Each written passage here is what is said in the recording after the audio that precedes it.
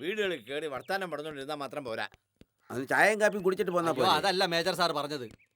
നമ്മുടെ ചാക്കോ ചായൻ അമേരിക്കയിൽ ഡിക്റ്റേറ്റീവ് ആയിരുന്നത് കോളനിക്കാരോട് പറയണം. ആ നോട്ടീസും പോസ്റ്ററും അച്ചടിക്കുമ്പോൾ ചാക്കോച്ചൻ അമേരിക്കയിൽ ഡിറ്റക്റ്റീവ് ആയിരുന്നു. ആ ഭാഗം വലുതായിട്ട് അച്ചടിക്കാം. ആഭാസം ആഭാസമല്ല, ആ ഭാഗം. ആ, ഇന്നേ വർക്കുണ്ടോ? ഉണ്ട്. നമ്മുടെ CI സാറിന്റെ പടം പിടുത്തമൊക്കെ എവിടം വരെ ആയി? സാർ ഇവിടെ ഇല്ല. സാറിന്റെ കേസന്വേഷണവുമായി ബന്ധപ്പെട്ട് ചണ്ഡീഗഡ് വരെ പോയിരിക്കുക. ബിന്ദുവിനെ വേഷം കാണുമായിരിക്കുമല്ലയോ? ഉണ്ട്. ചേച്ചി എനിക്ക് വേണ്ടി സാറിനോട് പറയാന്ന് പറഞ്ഞിട്ടുണ്ട്. സത്യത്തിൽ എനിക്ക് സാറിന്റെ സീരിയലിൽ അഭിനയിക്കാൻ പേടിയാ. സർക്കിളല്ലേ? ഇനി ആ സർക്കിൾ യഥാർത്ഥ സർക്കിൾ ആവാൻ പോകുന്നത്. നമ്മുടെ ചാക്കോച്ചനല്ലേ, ചാക്കോച്ചൻ അമേരിക്കയിലെ അറിയപ്പെടുന്ന ഡിറ്റക്റ്റീവ് ആയിരുന്നു. അതിപ്പോഴല്ലേ ഞങ്ങൾ മനസ്സിലാക്കിയത്. ചാക്കോച്ചൻ ഈ കോളനിയിൽ ഒരു ഡിറ്റക്റ്റീവ് ഏജൻസി തുടങ്ങി കഴിഞ്ഞു. നമ്മുടെ നാട്ടിൽ അടിക്കടി ഉണ്ടായിക്കൊണ്ടിരിക്കുന്ന മോഷണം തടയാൻ നമുക്ക് കഴിഞ്ഞിട്ടുണ്ടോ? എവിടെ? അതിനെല്ലാം ഒരു അറുതി വരുത്താൻ വേണ്ടി ചാക്കോച്ചൻ രംഗത്തെത്തി കഴിഞ്ഞിരിക്കുക. എന്നാ പിന്നെ കേറിക്കോ. ശരി അപ്പൊ. വാ, ഇങ്ങോട്ട്. ആരോട് പറയാ?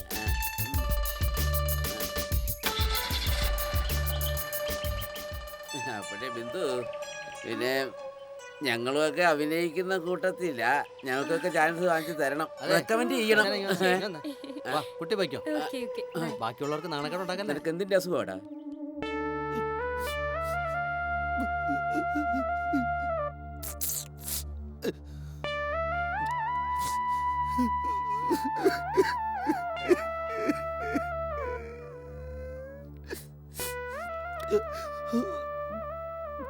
ആ, സുന്ദരേശ സാറേ, സുന്ദരേശ സാറേ.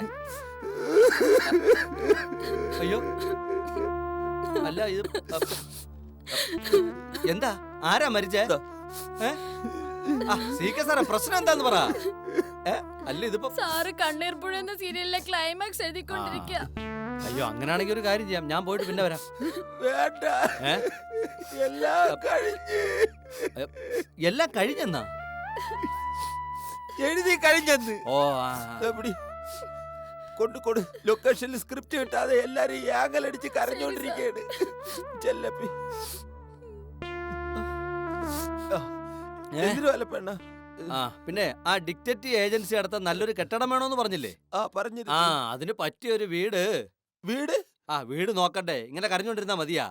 ഡിറ്റക്റ്റീവ് ഏജൻസിക്ക് ടക്കൻ ഒരു വീട് കണ്ടുപിടിച്ചാലേ അന്വേഷിക്കാൻ ആളുകൾ കേസ് കെട്ടുകളായിട്ട് വരൂ. കോളനിയിലൊക്കെ ഞാൻ അന്വേഷിക്കുന്നുണ്ട്, കിട്ടണ്ടേ? ഏതെങ്കിലും വീട് പോരാ, ദുരൂഹതകൾ നിറഞ്ഞ മൂദേവ് പിടിച്ച വീടായിരിക്കണം.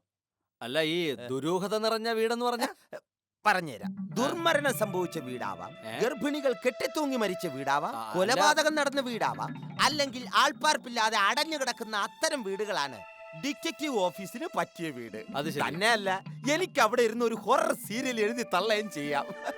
അല്ല, അതിനടുത്തൊരു ചുടുകാട് കൂടി ഉണ്ടെങ്കിലോ? എങ്കിൽ 101% ഓക്കെ ആണല്ലേ? അല്ല, അവിടെ ഇരുന്ന എഴുത്ത് വരുമോ? വരും. പോസ്റ്റ്മാൻ എന്റെ കറക്റ്റ് അഡ്രസ് അറിയാം, അങ്ങനെ കൊണ്ടുതരും. അതല്ലെന്ന്, അവിടെ ഇരുന്ന ഹൊറർ സീരിയൽ എഴുതാൻ പറ്റുമോ? പേടിയാവില്ലെന്ന്. എവിടെ പേടിച്ച് വേണം ഹൊറർ സീരിയലുകൾ എഴുതി തള്ളാൻ. എങ്കിലേ സീരിയൽ കാണുന്ന പ്രേക്ഷകർക്ക് പേടി വരൂ. കൊള്ളാം. എടാ, ഇപ്പൊ തന്നെ കണ്ടില്ലേ, ഞാൻ കരഞ്ഞാണ് ഓരോ സീനുകളും എഴുതുന്നത്. എങ്കിലേ കാണുന്ന പ്രേക്ഷകർ കരഞ്ഞു തള്ളൂ. ഈ പറഞ്ഞ രീതിയിലുള്ള ഒരു വീട് വേണമെങ്കിൽ നമ്മൾ കോളനി വിട്ട് പോകേണ്ടി വരും. എന്നാലും സാരമില്ല, ഞാനൊന്ന് നോക്കണം. ഞാൻ എന്റെ മാക്സിമം നോക്കാം. ശരി. ഓക്കെ, ശരി. ആ, പിന്നെ CK, ഇവിടെ ഞാൻ ഇവിടെ ഉണ്ട്. ഉണ്ടായിരുന്നു. എല്ലാ സെറ്റപ്പ് ഉള്ള ഒരു വീടുണ്ട്. അയ്യോ, എന്നാ എത്ര പെട്ടെന്ന് നോക്ക്. 2 ബെഡ്റൂം, 7 കക്കൂസ്. ഇതെന്താ കക്കൂസിൽ അവിടെ ഉള്ള ഒരു ഉറക്കം? അതല്ല കംഫർട്ട് സെക്ഷൻ. ഇയാളെ കാര്യം, എല്ലാ സെറ്റപ്പ് ഉള്ള ഒരു വീട്. അങ്ങനെ കാറ് കയറ്റിയിടാനുള്ള സ്ഥലമുണ്ട്, പിന്നെ ലോൺ ഉണ്ട്. ലോൺ ഉണ്ടെങ്കിൽ എല്ലാം അടച്ച് ക്ലോസ് ചെയ്തിട്ട് വേണം നമുക്ക് എടുക്കാൻ. ഈ ലോൺ എന്ന് പറഞ്ഞാലേ പുല്ല് വെച്ച് കിളിപ്പിക്കുന്ന സ്ഥലത്തിനാണ് ലോൺ എന്ന് പറയുന്നത്. ശരി, എനിക്ക് ഇംഗ്ലീഷ് നല്ല വീടാണ്, ഫുൾ സെറ്റപ്പ് ആണ്. എന്നാ പിന്നെ താമസിപ്പിക്കണ്ട, അത് നോക്കിക്കോ. പക്ഷെ അവിടെ താമസിക്കുന്ന ഓണറേയും പിള്ളേരെയൊക്കെ നമ്മൾ എങ്ങോട്ട് മാറ്റും? നീ പോടാ പോ. വേണ്ടല്ലേ? മിക്കവാറും ഇവിടെ ഒരു ദുരൂഹ മരണം നടക്കും. അല്ല, ഞാൻ വേറെ നല്ല ദുരൂഹം നോക്കാം. വേണം ഓരോന്ന് കാര്യം വന്നത്. ഇവനൊക്കെ ചാക്കാലേ.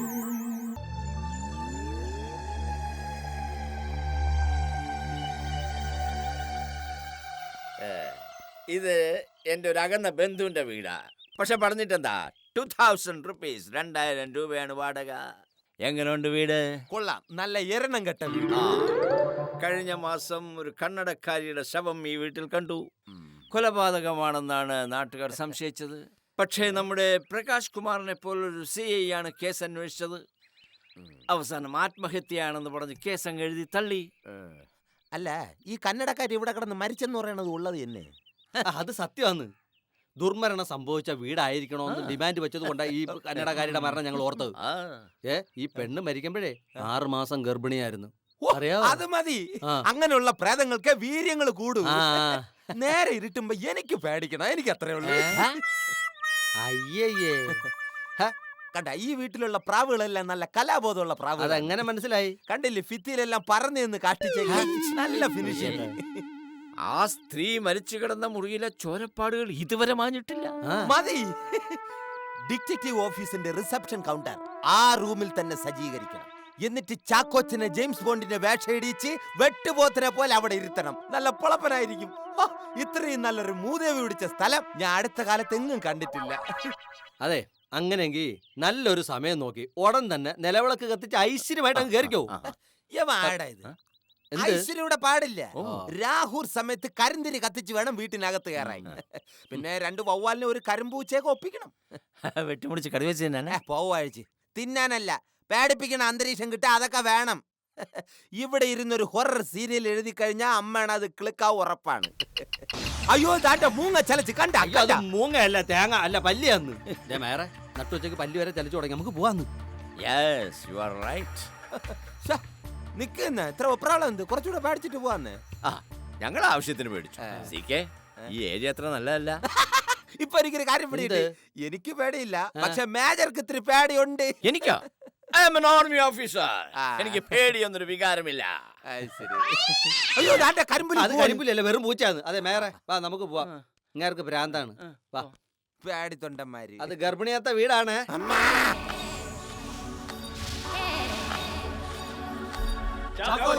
ധീരതയോട് നയിച്ചോളൂ.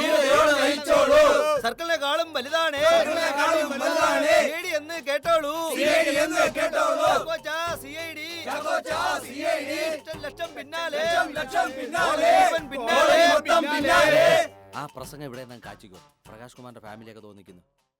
കോടതിയിലെ എന്റെ പ്രിയപ്പെട്ട കുടുംബാംഗങ്ങളെ, നിങ്ങൾക്ക് വിനീതമായ കൂപ്പുകൈ. ഒരു ഡിറ്റക്റ്റീവിന് ഈ കോളനിയിൽ എന്തു കാര്യം എന്ന് പലരും അന്വേഷിച്ചേക്കാം. ബഹുമാനപ്പെട്ട എന്റെ സുഹൃത്തും ഈ കോളനിയിലെ പ്രസിഡന്റും എല്ലാത്തിനുമുപരി ഈ സ്ഥലത്തെ സർക്കിൾ ഇൻസ്പെക്ടറുമായ പ്രകാശ് കുമാറിൽ നിന്നും ഈ കോളനിക്കാർ അല്പം നീതിയും ന്യായവും പ്രതീക്ഷിച്ചിരുന്നു. എന്നാൽ അദ്ദേഹത്തിനാകട്ടെ കോളനിക്കാരുടെ ആഗ്രഹങ്ങൾക്കനുസരിച്ച് ഭരണം നടത്താൻ ഇതുവരെ സാധിച്ചിട്ടില്ല. കോളനിയെ സംബന്ധിച്ചായാലും പ്രസിഡന്റിനെ സംബന്ധിച്ചായാലും കോളനിക്കാർക്കുള്ള പരാതികൾ അന്വേഷിച്ച് കണ്ടെത്തുന്നതിനും നിങ്ങൾക്ക് പുളിയാമ്പറമ്പിൽ ഡിറ്റക്റ്റീവ്സിനെ ധൈര്യമായി സമീപിക്കാം. പിന്നെ മറ്റേ കാര്യം പറ. ഏത്? നമ്മളന്ന് പ്ലാൻ ചെയ്ത കാര്യം. അതൊന്നും വേണ്ട. ഇങ്ങോട്ട് എടുത്താ ഞാൻ പറയാം. പിന്നെ ഒരു കാര്യം, സർക്കിൾ ഇൻസ്പെക്ടറേക്കാൾ ഒരുപാട് മുകളിലാണ് ഒരു ഡിറ്റക്റ്റീവ്. അത് മറക്കണ്ട. ചാക്കോച്ചാ നേതാവേ, ധീരതയോട് നയിച്ചോളൂ. ഡിറ്റക്റ്റീവ് പോലും ആ പാവം പിടിച്ച ചാക്കോച്ചനെ കൊണ്ട് കോമാളി വേഷം കെട്ടിച്ച് അടങ്ങും ആ അന്നമ്മച്ചി. എന്റെ ചേച്ചി ഡിറ്റക്റ്റീവ് ഓഫീസിനായി എടുത്ത ഒരു പഴയ കെട്ടിടത്തിൽ ഇരുന്നാണ് സുന്ദരേശന്റെ ഇപ്പോഴത്തെ സീരിയൽ എടുത്ത്. ഏത് കെട്ടിടത്തിൽ? ഒരുപാട് കെട്ടിടങ്ങൾ നോക്കിയതാ. ഇപ്പൊ ആ ഹിൽ വ്യൂലുള്ള പഴയ കെട്ടിടമല്ലേ, ആ ഭൂതവും പ്രേതവും പിശാചൊക്കെ ഉണ്ടെന്ന് പറയുന്ന വീട്, അതിലിരുന്ന് അയാൾ ഇപ്പൊ എഴുതുന്നത്. മനസ്സിലായി. നമ്മുടെ വാടക കെട്ടിടത്തിൽ നിന്നും അയാളെ അടർത്തി മാറ്റാനുള്ള പരിപാടിയാ. ഈ കോളനിയെ കുറിച്ച് സുന്ദരേശൻ കഥ എഴുതുമ്പോ പ്രകാശ് സാറും കുടുംബവും വില്ലന്മാരായി വരുന്നത് കാണാനാണല്ലോ ഈ കോളനിക്കാർക്ക് ഇഷ്ടം. അതനുവദിച്ചു കൊടുക്കരുത്. അയാൾ ഇവിടുന്ന് പറഞ്ഞു വിട്ടാലോ? അത് വേണ്ട ചേച്ചി. തൽക്കാലം അയാൾ ആ വീട്ടിൽ കേറാൻ പറ്റാത്ത വിധം, അഥവാ കേറിയാൽ തന്നെ ഒരക്ഷരം എഴുതാൻ കഴിയാത്ത വിധം ഞാൻ ശരിയാക്കി തരാം.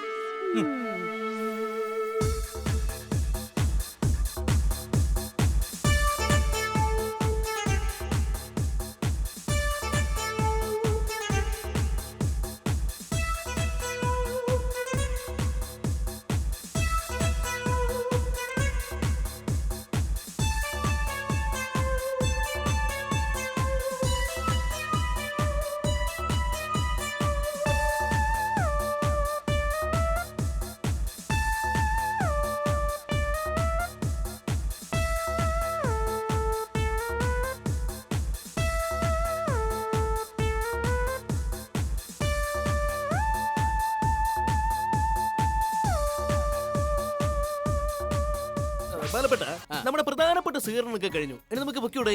ഏയ് ഇല്ല, എല്ലാ വീട്ടിലും ഞാൻ നിങ്ങളെ കൊണ്ടുപോയി പരിചയപ്പെടുത്തും.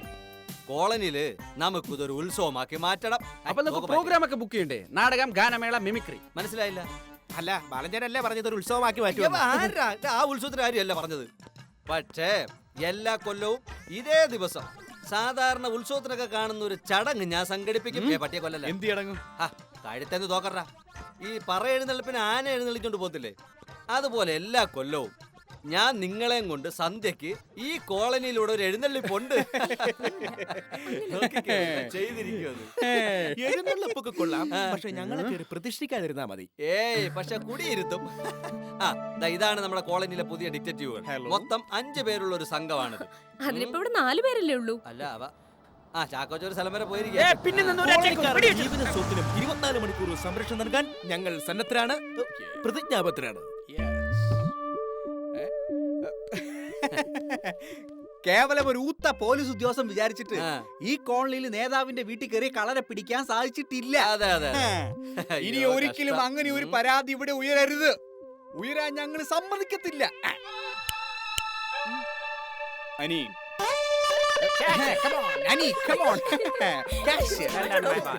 മാഡം, ഇതൊരു സൂചന മാത്രം. അടിച്ചിരുന്നെങ്കിൽ പേ വിഷബാധയ്ക്കുള്ള കുത്തിവെപ്പ് നടത്തേണ്ട വന്നേനെ. അല്ല, അതിന് അനിൽകുമാറിന് പേ ഉണ്ടോ? എന്റെ ബാലേട്ട അതല്ല പറഞ്ഞത്. ഇപ്പൊ മാടത്തെ കടിച്ചിരുന്നെങ്കിൽ എന്റെ ഈ അനിൽകുമാറിന് പേ വിഷബാധയ്ക്കുള്ള കുത്തിവെപ്പ് നടത്തേണ്ട വന്നേനെ. കളിയാക്കണ്ട. പ്രകാശൻ ഒന്നിങ്ങോട്ട് വന്നോട്ടെ. നിന്നെയൊക്കെ ഇവിടുന്ന് കെട്ടിയടിച്ചില്ലെങ്കിൽ എന്റെ പേര് സുമാ പ്രകാശ് എന്നല്ല. ഓർത്തോ? ഓർത്തല്ല, ന്യൂറോ.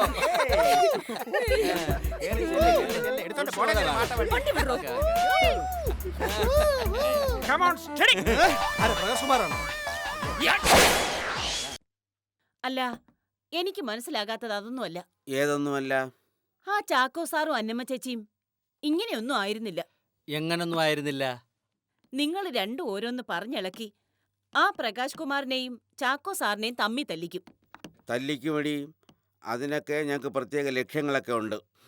തൽക്കാലം നീ അതറിയണ്ട. സമയമാകുമ്പോ ഞങ്ങൾ ഞങ്ങളുടെ നയം വ്യക്തമാക്കും. അത് കേട്ട് ഈ കോളനിക്കാർ ഞെട്ടും. അസോസിയേഷൻ തിരഞ്ഞെടുപ്പിന് ഇനി 6-7 മാസം കൂടെ ഉള്ളൂ. അതിനിടയിൽ ചാക്കോച്ചനും പ്രകാശ് കുമാറും തമ്മിലുള്ള ഏറ്റുമുട്ടൽ നമുക്ക് രൂക്ഷമാക്കണം. ഡിക്റ്റേറ്റീവ് പരിപാടിയായിട്ട് CID ചാക്കോച്ചന് അധികാലം മുമ്പോട്ട് പോകാൻ പറ്റത്തില്ല. കാരണം ഇപ്പൊ തന്നെ പല ഭാഗത്തു നിന്ന് CIDകളെ അന്വേഷിച്ച ആളുകൾ വരുന്നുണ്ട്. ഓഹോ, പുതിയ കേസുകൾ അന്വേഷിപ്പിക്കാനായിരിക്കും. അല്ലെന്ന്, അടി കൊടുക്കാൻ. ആ സുന്ദരേശനും എനിക്കും 2 ദിവസത്തിനു മുമ്പ് ബേഷ കിട്ടി. ഇതിപ്പോ 6ാമത്തെ പ്രാവശ്യമല്ലേ കിട്ടുന്നത്? അല്ലെന്ന്, 10-12 ആയി ഇപ്പം. അറിയാവോ? എല്ലാം നല്ലതിനാടാ. നമ്മുടേതായ ഒരു ഇരിപ്പിടം കണ്ടെത്തി നമ്മളെ ഇടി കുറെ കൊണ്ടേ പറ്റൂ. എത്ര ഇടികൾ കൊണ്ടിട്ടാ ഓരോരുത്തരും വലിയ വലിയ സ്ഥാനങ്ങളിലെത്തി മഹാന്മാരായിട്ടുള്ളത്. ആണല്ലേ ആശാനെ, ഞാൻ എന്തിനും റെഡിയാ. എനിക്ക് മഹാനായ പറ്റൂ. അപ്പൊ പിന്നെ ഇടി കൊണ്ടേ പറ്റൂ. ചമ്മന്തി മതി നിൽക്കട്ടെ. ചാക്കോച്ചനെയും പ്രകാശ് കുമാറിനെയും തമ്മിലടിപ്പിച്ച് അവരെ 2 ഈ കോളനിക്കാരുടെ മനസ്സിൽ നിന്ന് ഒഴിപ്പിച്ചെടുക്കണം. എന്നിട്ട് വേണം യഥാർത്ഥ കളി കളിക്കാൻ. ഓഹോ, ഇതാണല്ലേ ഉള്ളിലിരിപ്പ്. കൊള്ളാം. ഉള്ളിയിലിരുന്നാലും ഉരുളക്കിഴങ്ങിലിരുന്നാലും ഞാനൊരു കാര്യം തീരുമാനിച്ച അച്ചിട്ട. തലക്കടി. ഓ, അതിനു മുമ്പ് എവളെന്റെ മണ്ടക്കടിച്ച് സമാധിയാക്കുന്നത് തോന്നുന്നു. പൊടി ഇവിടുന്ന്. അല്ല, അതെ ആ ചപ്പാത്തി വെച്ചിട്ട് എനിക്ക് മതി. അല്ല, എനിക്ക് ഇനിയും വേണം. ഓ, ഇങ്ങോട്ട് കേറ്റ്.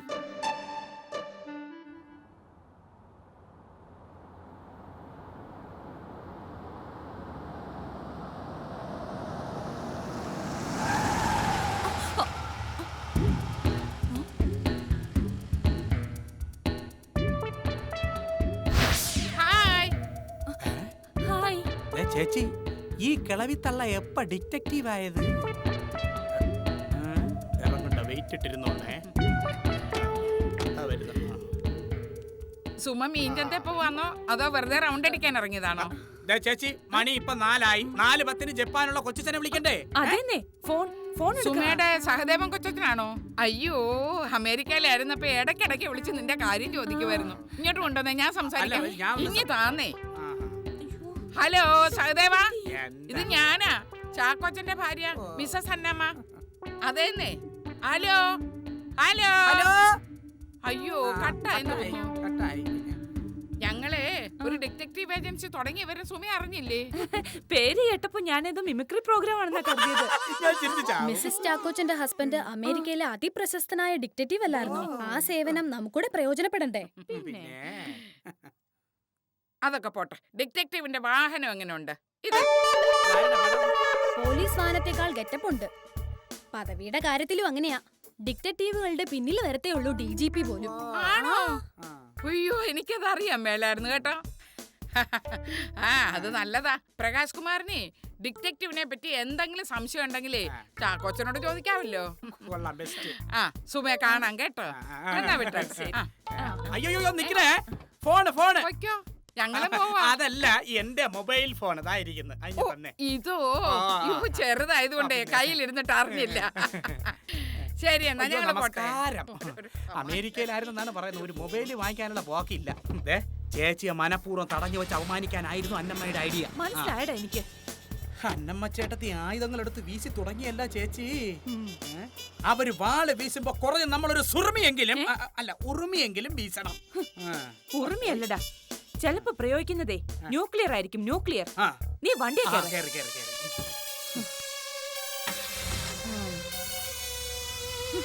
വണ്ടി വിട. അവൾ ആ സുമ ശരിക്കും ബ്ലീച്ച് ആയി പോയി. അന്നമ്മ ചേട്ടത്തി അവളെ ഞെട്ടിപ്പിച്ചു കളഞ്ഞു.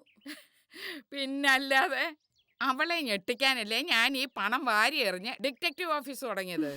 പിന്നൊരു കാര്യം, സുമയുടെ ഭർത്താവ് ഈ കോളനി ഷൂട്ട് ചെയ്യുന്ന സീരിയലില് ഈ ഗേളി ചെറിയാന് നല്ലൊരു വേഷം ഓഫർ ചെയ്തിട്ടുണ്ട്. ഓ, അത് ശരി. അതിന് നടക്കുമെന്ന് തോന്നുന്നില്ല. എനിക്കതിൽ ഒട്ടും നിരാശയില്ല. അന്നമ്മ ചേട്ടത്തി വേണമെങ്കിൽ ഇതിന്റെ വാശിക്ക് ഒരു 10-800 എപ്പിസോഡുള്ള ഒരു സീരിയൽ എടുക്കും, അല്ലേ? ഗേളി ചെറിയാനെ TV കാണണം, അത്രയല്ലേ ഉള്ളൂ. അതെ ചേട്ടത്തി, നമ്മൾ ഈ വിലപിടിപ്പുള്ള സാരി സ്വർണ്ണം ഉടുത്ത് നടക്കുന്ന കോളനിക്കാർ മാത്രം കണ്ടാ മതിയോ? ഇന്ത്യ മുഴുവനും കാണണ്ടായോ? അറിയിക്കാം. എങ്ങനെ? നമ്മള് ആദ്യം ഈ നിരാലംബ വനിതാ വിമോചന പ്രസ്ഥാനം കുറച്ചുകൂടൊന്ന് കാര്യക്ഷമമാക്കണം.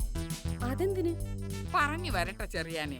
എന്നിട്ട് ഈ ആഴ്ചത്തെ ഏറ്റവും നല്ലൊരു സ്ത്രീപീഡന കേസ് നമ്മുടെ പ്രസ്ഥാനം ഏറ്റെടുക്കും. അത് കൊള്ളാം. സെക്രട്ടേറിയറ്റ് പഠിക്കൽ ധർണയും സമരവും ചാനലുകാർ ഓടി നടന്ന് നമ്മുടെ അഭിമുഖം ടിവിയിലൂടെ കാണിക്കും. അപ്പൊ നല്ല അടിപൊളിയായിട്ട് നമ്മൾ ഒരുങ്ങി വരണമെന്നേ ഉള്ളൂ. ഇന്ത്യ മുഴുവനും നമ്മുടെ സാരി സ്വർണം കാണുകയും ചെയ്യും. ആൾക്കാരുടെ ഇടയിൽ ഒരു മതിപ്പും വരും. എന്നാ? ഓ, ഈ ചേച്ചിയുടെ ഒരു ഐഡിയ. അങ്ങനെയാണെങ്കിൽ ഉടനെ തന്നെ അതിനുള്ള ഏർപ്പാട് ചെയ്യ്. ഏത് സമരം വേണമെന്ന് ഞാൻ സെലക്ട് ചെയ്ത് വെക്കാം. എന്നാ പിന്നെ നിങ്ങൾ രണ്ടുപേരും കൂടെ അങ്ങ് സെലക്ട് ചെയ്യും. ഞാൻ അങ്ങോട്ട് ഇറങ്ങുക. പോകുന്ന വഴിക്ക് CID ഓഫീസിൽ നിന്ന് ഇറങ്ങണം. എന്നാ പിന്നെ പോട്ടെ, പിന്നെ കാണാം. ഓക്കെ.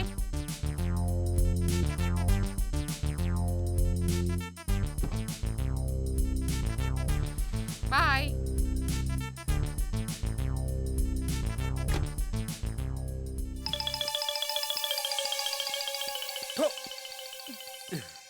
പേടിച്ചില്ലല്ലേ? പിന്നെ പേടിച്ചതാണ്. എന്റെ സൈഡ് മൊത്തം തകർന്ന് തരിപ്പണായിപ്പോയി. ഈ അരവിന്ദനും തന്നെ പോല തൊട്ടടുത്ത് കിടന്ന ഒരു ഡൈനമിറ്റ് പൊട്ടിയാലും ഞാൻ പേടിക്കത്തില്ല. ആണോ? ആ, അതുകൊണ്ടാണല്ലോ നമ്മൾ തമ്മിലുള്ള ഒരു പൊരുത്തം.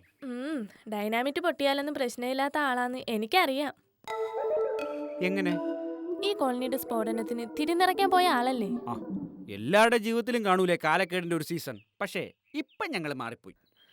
അപ്പോ മൂന്നാള് സെപ്പറേറ്റ് ആയോ? ഒരെണ്ണം തന്നാ തമാശ പറയരുത് കേട്ടോ. എടോ, ഞങ്ങൾ ഡീസന്റ് ആയെന്ന്. ഇപ്പൊ ഞങ്ങളെ ചാക്കോ സാറിന്റെ കുഞ്ഞ് ഡിറ്റക്റ്റീവുകളാ.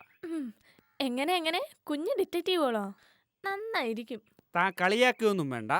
താൻ നോക്കൂ, ഈ കോളനിക്കാർക്ക് ഞങ്ങളോട് ഉണ്ടായിരുന്ന സകല ഇമേജും ഡിറ്റക്റ്റീവായ ഞങ്ങൾ മാറ്റിയെടുക്കും. പെട്ടെന്ന് ഡിറ്റക്റ്റീവ് ആണെന്ന് വിചാരിച്ചു. വാ, വൈകിട്ട് വരെ ഞാൻ ഫ്രീ ആട്ടോ.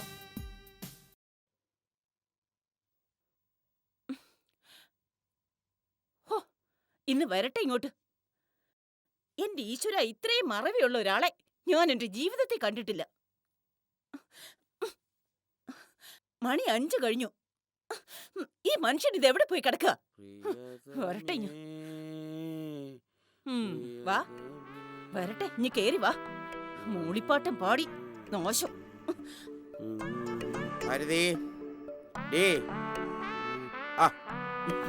ഇവിടെ ഇരിക്കുന്നു. നിങ്ങൾ ഇന്ന് രാവിലെ ഇവിടുന്ന് എന്നോട് എന്ത് പറഞ്ഞിട്ട് ഇറങ്ങിപ്പോയത്? സന്ധ്യയ്ക്ക് മുമ്പേ തിരിച്ചെത്തുന്നു. ദേ, ഇങ്ങനെ ആളെ പറഞ്ഞു പറ്റിക്കരുത് കേട്ടോ. ഓഹോ, അപ്പോ ഞാൻ ഇപ്പൊ വന്നത് നിനക്ക് ഇഷ്ടപ്പെട്ടില്ലല്ലേ? എന്നാ ഞാൻ തിരിച്ചു പോയേക്കാം. ദേ, ഇന്ന് സിനിമയ്ക്ക് നമുക്ക് ഒരുമിച്ച് പോകാന്ന് വാക്ക് തന്നിട്ടല്ലേ ഇവിടുന്ന് ഇറങ്ങിപ്പോയത്? അയ്യോ അയ്യോ അയ്യോ അയ്യോ അയ്യോ, ആ കാര്യം ഞാൻ അങ്ങ് മറന്നേ പോയി. ബാ, നമുക്കിപ്പൊ തന്നെ പൊക്കളയാം. ബാ.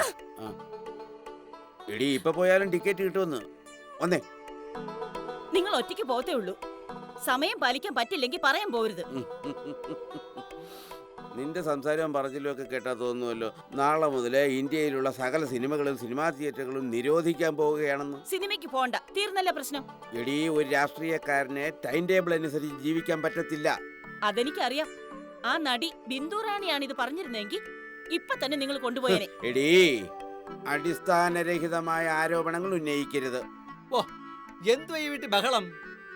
ഈ വീട്ടിൽ വന്ന് കേറാൻ പറ്റത്തില്ലല്ലോ. എപ്പോഴും കല കല കല കല കല എന്ന് പറഞ്ഞിരുന്നോണം. എടാ, ഞങ്ങളുടെ വീട്ടിൽ കലവറ വയ്ക്കുന്നത് ചോദിക്കാൻ നീ ആരാ? കണ്ട ഏട്ടതി, കണ്ട എന്നോടുള്ള ദേഷ്യം നിങ്ങൾ എന്തിനാ ഈ പാവത്തിനോട് തീർക്കുന്നേ? ഇറങ്ങണ വീട്ടിൽ നിന്ന്. ഞാൻ ഇറങ്ങാം. പക്ഷേ ഈ സാധു സ്ത്രീയുടെ സങ്കട കാരണം എന്താണെന്ന് എനിക്ക് അറിയണം. കുറെ നാളായി പറയുന്നു സിനിമയ്ക്കുണ്ടോ സിനിമയ്ക്കുണ്ടോ എന്ന്. അത് മോശമായിപ്പോ. വീട്ടുകാരോട് നമ്മൾ ഒരു വാക്ക് പറഞ്ഞ അത് വാക്കായിരിക്കണം ആശാനെ. എഴുതിയിൽ എണ്ണ ഒഴിക്കാതെ ഇറങ്ങി പോടാ. ഒരു രാഷ്ട്രീയക്കാരന്റെ കുടുംബ ജീവിതത്തിൽ സിനിമയ്ക്കുള്ള സ്ഥാനം എത്രത്തോളം വലുതാണെന്ന് ആശാൻ അറിഞ്ഞൂടാ ആശാനെ? ഏത് തിയേറ്ററിലാടി പടം? അന്നപൂർണ്ണ. അന്നപൂർണ്ണയില്. അങ്ങനെയാണെങ്കിൽ നമുക്ക് 3 പേർ കൂടെ സെക്കൻഡ് ഷോയ്ക്ക് പോവാം. എന്നിട്ട് അത്താഴം ഇവിടെ ആക്കുകയും ചെയ്യാം. എങ്ങനെ ഒരുമിച്ച് ഇറങ്ങടാവളിയില്. അപ്പൊ പടത്തിന് പോകുന്നില്ലേ? അതിനു മുമ്പ് നിന്റെ പടം ഞാൻ ഈ ചെവരിലൊട്ടിക്കും. ഇറങ്ങടാവളിയിലെ. വല്ലതൊക്കെ കഴിച്ചിട്ട് നമുക്ക് ഒരുമിച്ച് ഇറങ്ങാനാണ് പറഞ്ഞത്. അപ്പൊ ഭാരതി അല്ല, പിന്നെ വീട്ടിൽ വരുമ്പോ അവന്റെ ഒരു ആധിപത്യം സ്ഥാപിക്കല്. ഭാരതി,